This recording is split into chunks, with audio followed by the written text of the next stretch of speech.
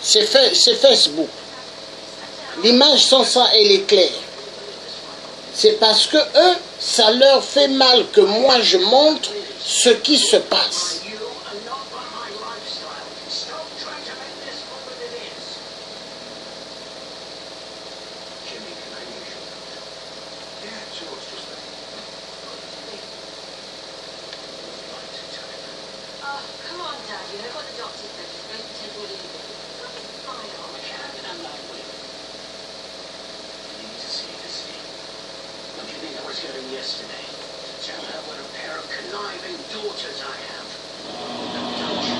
La Méditerranée est toujours aussi meurtrière pour les migrants.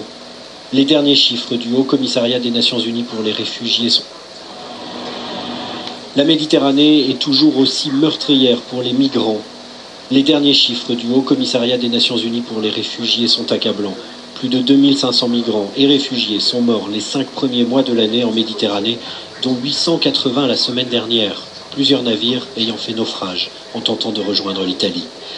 L'agence évoque aussi le chiffre de 204 000 migrants et réfugiés arrivés dans l'Union européenne en 2016, essentiellement des Syriens et des Afghans.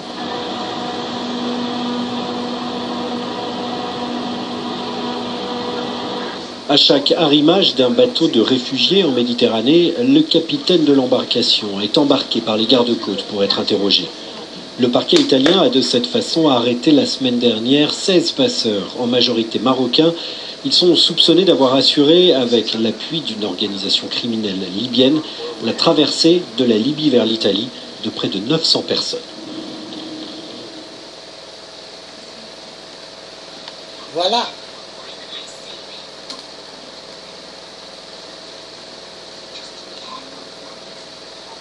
Il faut que l'être humain devienne l'être humain normal. Il faut que l'être humain devienne un être humain qui aime son prochain. Et non que l'homme puisse aimer que l'argent. Ça fait mal. On va suivre quelque chose avant de clôturer.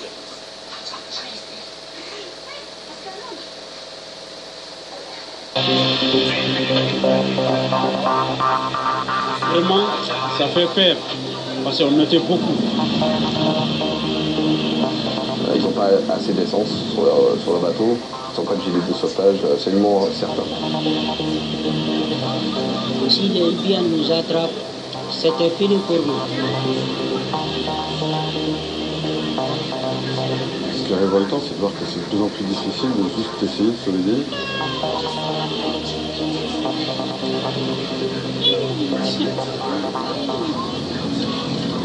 On l'appelle la route de la Méditerranée. Un trajet emprunté depuis 2 ans par plus de 500 000 migrants, de la Libye ou la Tunisie vers l'Italie. Cette route est en fait un parcours à obstacles, souvent mortel. Depuis 2016, plus de 8600 personnes se sont noyées en Méditerranée en tentant la traversée. Un chiffre sans doute bien en deçà de la réalité. Aidez les autres!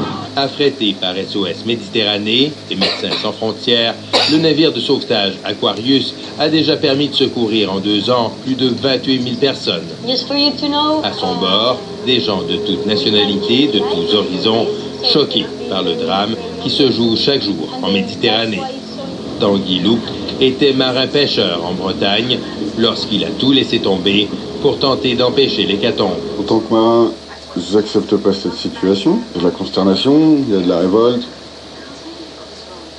Et puis il y a la conviction qu'il y a la nécessité d'agir. Nick Romagnoc, lui, était auparavant plongeur professionnel et maître nageur. Il coordonne aujourd'hui les activités de recherche et de sauvetage à bord de l'Aquarius. Un travail fastidieux et stressant, un peu comme chercher une aiguille dans une botte de foin. Les bateaux, ils sont petits, on ne les voit pas sur radar. Des fois, il y a des avions qui passent, qui voient les bateaux. Ou des fois, c'est un peu hasard. Donc nous, on fait une patrouille entre Est et Ouest. On continue avec des gens qui scrutent l'horizon pour trouver ce bateau. Parce que si on ne le trouve pas, c'est sûr que les gens ils vont mourir. Sur la passerelle de l'Aquarius, les membres d'équipage se relaient toutes les 2 heures pour observer la mer à la recherche de bateaux en détresse. La veille radio est aussi constante.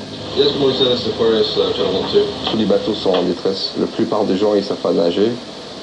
Les bateaux sont tellement fragiles que c'est 100% sûr qu'ils vont avoir un problème. Les contraintes sont nombreuses. L'Aquarius ne peut s'approcher à moins de 25 000 nautiques des côtes libyennes et la zone à couvrir est très large. En attendant les sauvetages, l'équipage passe son temps à s'entraîner, histoire d'être prêt. Exercice de secours en mer, premiers soins et réanimation.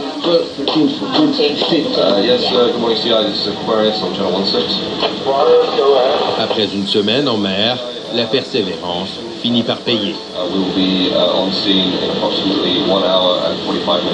a reçu une alerte ce matin pour un bateau en détresse avec 150 personnes à bord. Nous, dès qu'on a reçu l'alerte ce matin, on a mis notre moteur en marche et en route et on dirige vers la zone pour assister. Le bateau pneumatique a été repéré du haut des airs. Il est surchargé sur une mer démontée. Un autre navire de sauvetage, CI, arrivé juste avant, a déjà distribué des gilets de sauvetage. Mais l'équipage de l'Aquarius doit faire vite. Là, dans ces conditions, c'est très très dangereux. Encore plus que d'habitude. Ces bateaux sont très fragiles. Ils risquent de se casser à tout moment. Les sauveteurs de SOS Méditerranée arrivent à bord de 2 Zodiac rapides. Tanguy dirige les opérations. Il y a pas mal de houle, ça facilite pas le contact, ça facilite pas la stabilité de leur embarcation.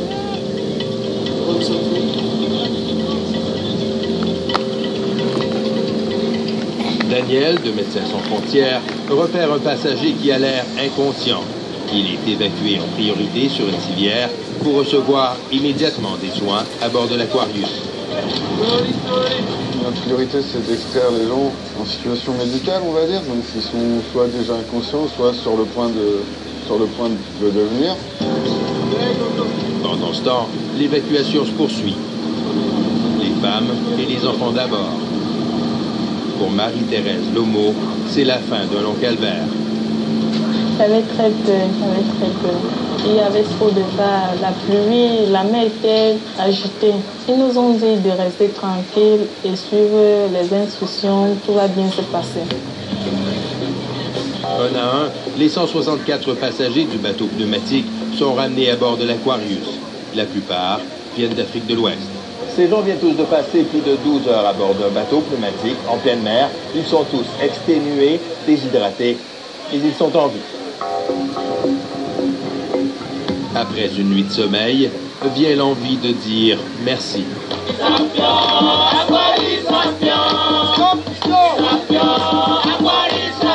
L'envie aussi de célébrer la vie.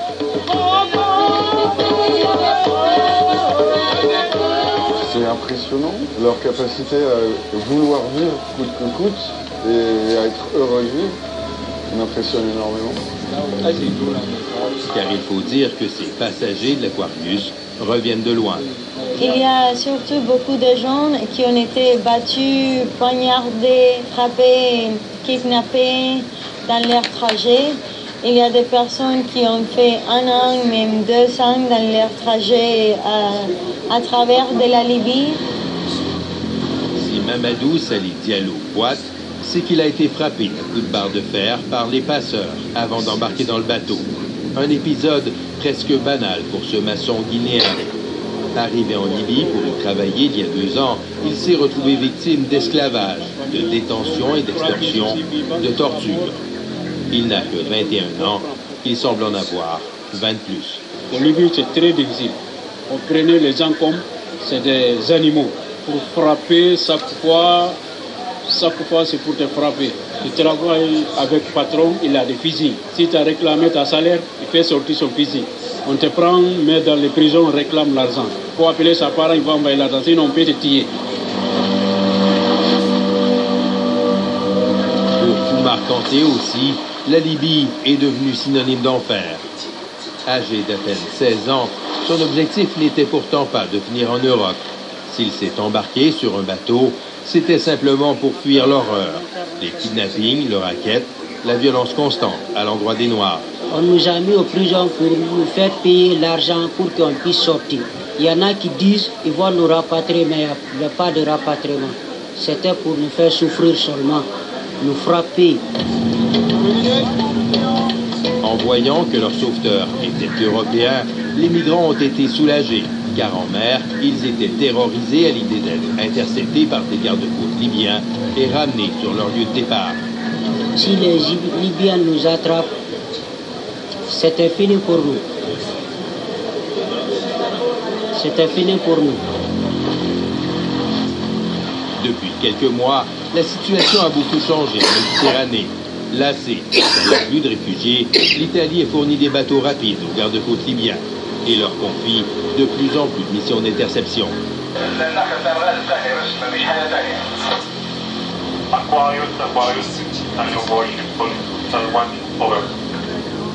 Dans la nuit, un appel est reçu concernant un bateau en détresse avec 70 personnes à bord. Mais le centre de coordination des secours à Rome confie la mission à la garde côtière libyenne. L'Aquarius se dirige quand même sur place, au cas où, mais une fois arrivé, c'est le spectacle désolant de bateaux vides qui attend l'équipage. De toute évidence, l'équipage de l'Aquarius est arrivé trop tard. Les gens qui se trouvaient à bord de ce radeau ont été interceptés par la garde-côte libyenne et sont actuellement en route vers la Libye. Sur l'Aquarius, la déception et la frustration sont évidentes. L'incompréhension aussi vis-à-vis des nouvelles politiques italiennes, car selon le droit maritime, les rescapés doivent être débarqués dans un port jugé sûr. Pour nous, c'est pas forcément facile. C'est jamais agréable de voir un être humain retourner en enfer. So I have information regarding 2 star cases for a wooden boat and a rubber boat. Mais l'équipage doit rester motivé et concentré. 2 autres embarcations en détresse sont signalées à proximité, dont ce bateau de bois avec à son bord plus de 200 migrants. Un sauvetage délicat. C'est des bateaux qui sont très instables, donc s'il y a trop de poids d'un côté, ils peuvent chavirer. Ce qu'on essaye d'éviter à tout prix, c'est les mouvements de panique, les mouvements de masse. L'Aquarius lance toutes ses ressources dans l'opération pour être prête à tout. 3 Zodiacs, des bouées géantes, des radeaux gonflables et surtout des gilets de sauvetage pour tout le monde. Une opération bien rodée, basée sur l'expérience, la clé du succès, le calme et la méthode. Les gilets de sauvetage sont distribués, les passagers secourus et ramenés sur l'Aquarius. Ils sont plus de 200 au total, dont un tiers de femmes. La plupart viennent d'Érythrée. Mais l'urgence n'est pas terminée, car il faut en même temps venir en aide à ce bateau pneumatique avec à son bord 70 personnes, fortement incommodées par des fuites de carburant. Après 3 sauvetages, en 3 jours, il y a maintenant plus de 450 migrants à bord de l'Aquarius. Mais ce n'est pas encore terminé. Nous faisons maintenant route vers le nord pour récupérer 78 autres migrants qui ont été secourus plus tôt par la garde côtière italienne. Après le transfert, l'Aquarius met le cap sur la Sicile. Direction Trapani, port de débarquement pour ses compagnons d'infortune. Ils sont 537, de 25 nationalités différentes et de toute religion.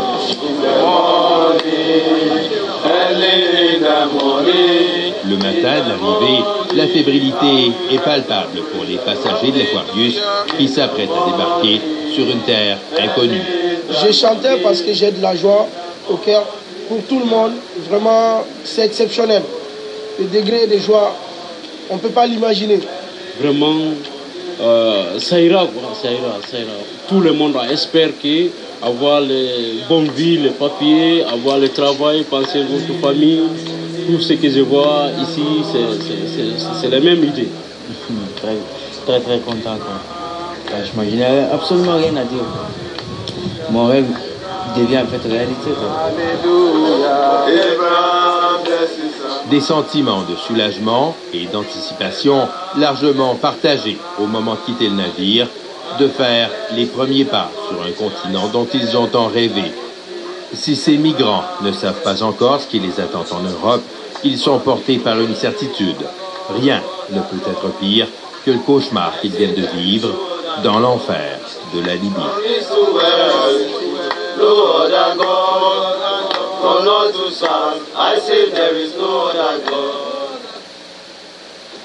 Voilà. Je vais prendre fin à ce direct.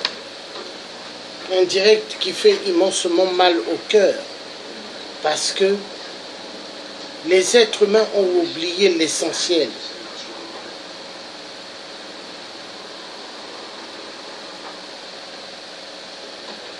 La collègue écrit les futurs esclaves de l'Europe. Oui, ça fait immensement mal. Ça fait mal.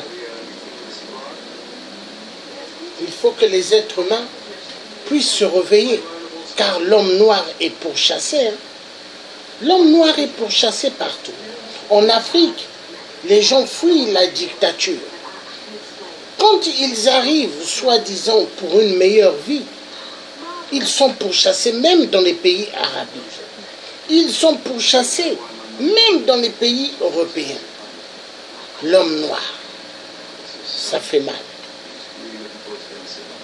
Ça fait mal. Nous allons écouter Kerry James pour clôturer cette vidéo.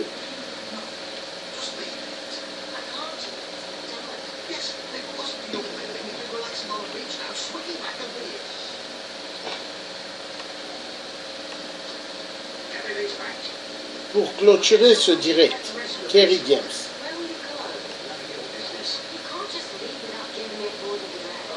Lettre à la République.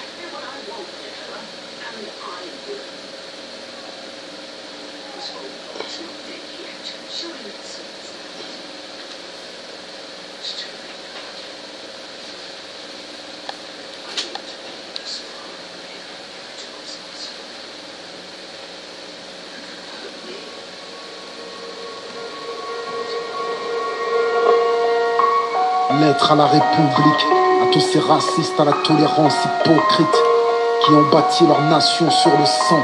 Maintenant s'érigeant d'honneur, de leçons, pilleurs de richesses, tueurs d'Africains, colonisateurs, tortionnaires d'Algériens.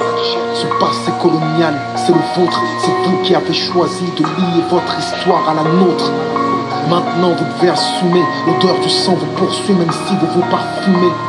Nous les Arabes et les Noirs, on n'est pas là par hasard, tout arrivé à son départ. Vous avez souhaité l'immigration, grâce à elle vous vous êtes gavé jusqu'à l'indigestion. Je crois que la France n'a jamais fait la charité.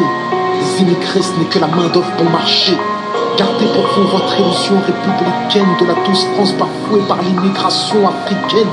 Demandez aux tirailleurs sénégalais et aux harkis qui a profité de qui. La République n'est innocente que dans vos songes.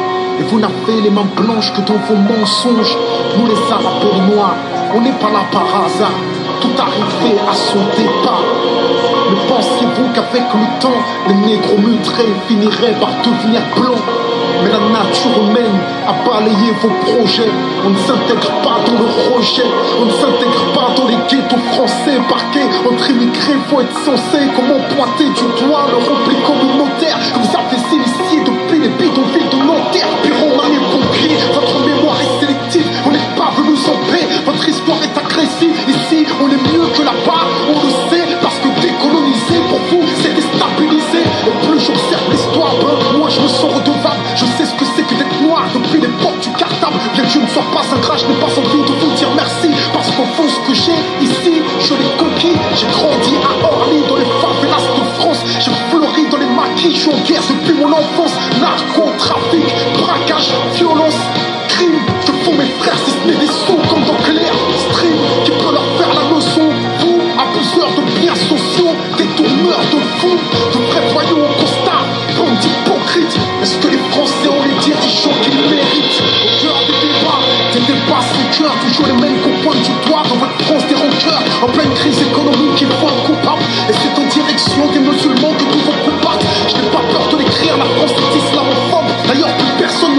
dans la France des xénophobes. Vous nous traitez comme des mois-de-rien sur vos chaînes publiques. Et vous attendez de nous qu'on s'écrit vive la République. On reste spéculé au pays des droits de l'homme. Difficile de se sentir français sur le syndrome de Stockholm. Parce que moi je suis noir, musulman, Bango Sarr est fier de l'être. Quand tu me vois, tu mets un visage sur ce que l'autre France déteste. Ce sont les mêmes hypocrites qui nous parlent de diversité, qui expriment leur racisme sous couvert de laïcité. Rêve d'un français unique avec une seule identité, s'acharne à discriminer les mêmes minorités face aux mêmes électeurs. Les mêmes peurs sont agitées. On oppose les communautés pour cacher la précarité. Que personne ne s'étonne si demain ça finit par péter. Comment aimer un pays qui refuse de nous respecter? Loin des artistes transparents, j'écris ce texte comme un miroir. Quand la France s'y regarde, si elle veut s'y voir, elle verra s'envoler l'illusion qu'elle se fait d'elle-même. Je suis pas en manque d'affection, comprends que je n'attends plus qu'elle-même.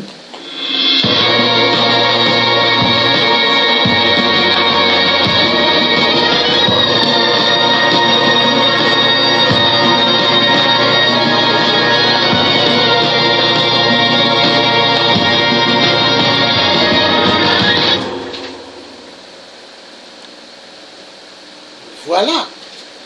Nous allons terminer, mais avant de partir, et le dernier truc, communauté internationale.